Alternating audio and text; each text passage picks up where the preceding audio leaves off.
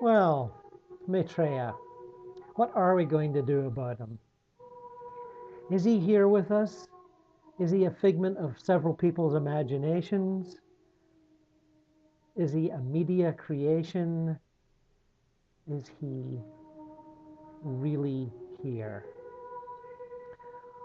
Well, the excitement has been building for a few weeks now, and I finally caught on a few days ago. Benjamin Creme, dear old Benjamin, been at it for 30 odd years now, proclaiming the return of Maitreya after many years' absence, declared that he had given his first major media interview and that he would give more, many more perhaps, on the hopes that people would rally behind his message, his ideas, without knowing who he really was. And that, I think, is a very smart idea. Benjamin's always said this, at least as long as I've been listening to him, he has. Because if we knew for sure he was Maitreya, what would happen?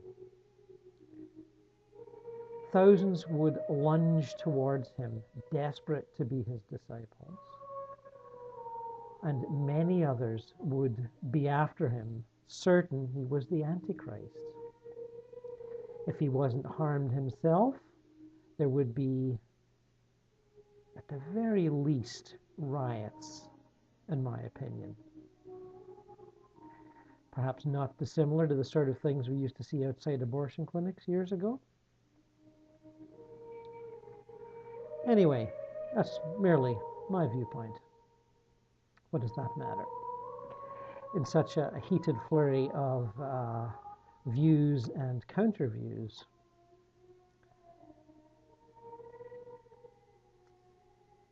so he gave his first media interview under perhaps an assumed name or perhaps under an assumed personality. So, of course, everyone started searching the internet, up, down, sideways, backwards. Where was this possible Maitreya?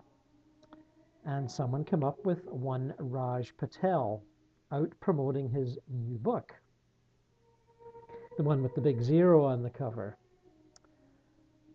Now, Raj strikes me as a very sincere and dedicated social activist, a green activist, one who seeks to reform the world economy along lines we have become familiar with from those people professing that viewpoint. Mostly, the rich countries have to sacrifice, have to change their ways, both for environmental reasons and for reasons of world hunger and world disease. And the poorer nations have to be aided. The first world aids the third world. A fine, praiseworthy message, and one that many have given over the years. And that's not to diminish Raj Patel's sincerity or his intelligence, but he is one of many who promote this line of thought. Now, of course, a number of people, including the people that discovered his interview on Democracy Now! With Amy Goodman, and the later one with Colbert, which I haven't yet to see, connected up the dots with Benjamin Creme's statements over the years and said, this Raj Patel must be Maitreya. He fits all the all the points. He's saying the right things. He looks like he might have been in London at the right time in the 70s. And he's Indian and God knows what else. My reaction to that would be He's saying the right things and he's sincere. But that doesn't mean he's Maitreya. And I understand that he has been approached several times by Share International followers and asked if he is, and he's denied it. And Benjamin Creme has been interviewed by the New York Times after an article with which he was not pleased. And that telephone interview is also on YouTube, and he states quite clearly that he doesn't believe Raj Patel is Maitreya. And he goes in, once again, to the explanation of the reappearance of the Ascended Masters on the physical plane, which has been predicted by others before him, most notably Alice Bailey in her channelings of the Tibetan, a famous series of books done in the 20s, 30s, and 40s. And I believe one of them was titled The Reappearance of the Christ. And it is common knowledge amongst those who study the ancient wisdom teachings, of which she is a strong and vibrant part, that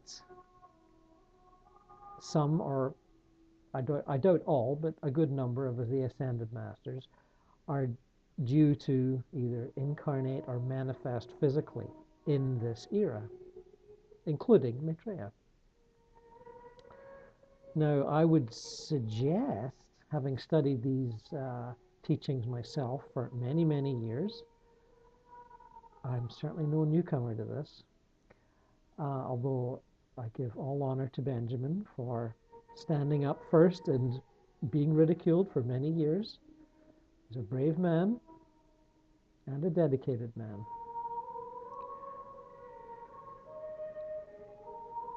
The Ascended Masters, if they do manifest and say, I am Saint Germain, or I am Serapis, or I am this, or I am that, it will be the same thing. Some will believe and get full of the joys of discipleship, and others will be angry and resentful and perhaps violent.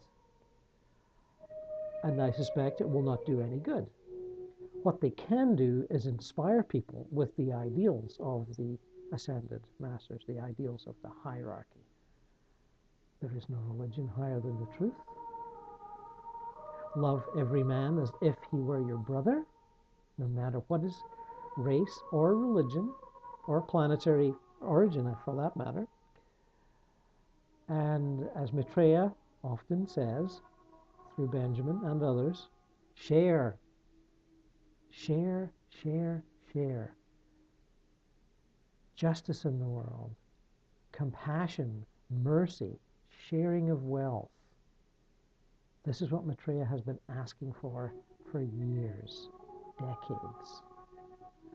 And I believe he has inspired people, either consciously or unconsciously, to mouth these ideals like Raj Patel or follow these ideals. He inspires people all across the board. Economists, politicians, diplomats, creative artists, painters, theater people, film people, people involved in charitable work, medical people. The list goes on and on. Anyway, let me just remind you of something that I've read from before, a channeled book from, oh, there you go, Through the Eyes of the Masters from 1932. This is right after Krishnamurti said, hey, I'm not going to channel Maitreya. Quote, henceforth I come not solely through groups with recognized officials, through organizations rendering me what is often no more than lip service in their assumptions of brotherhood.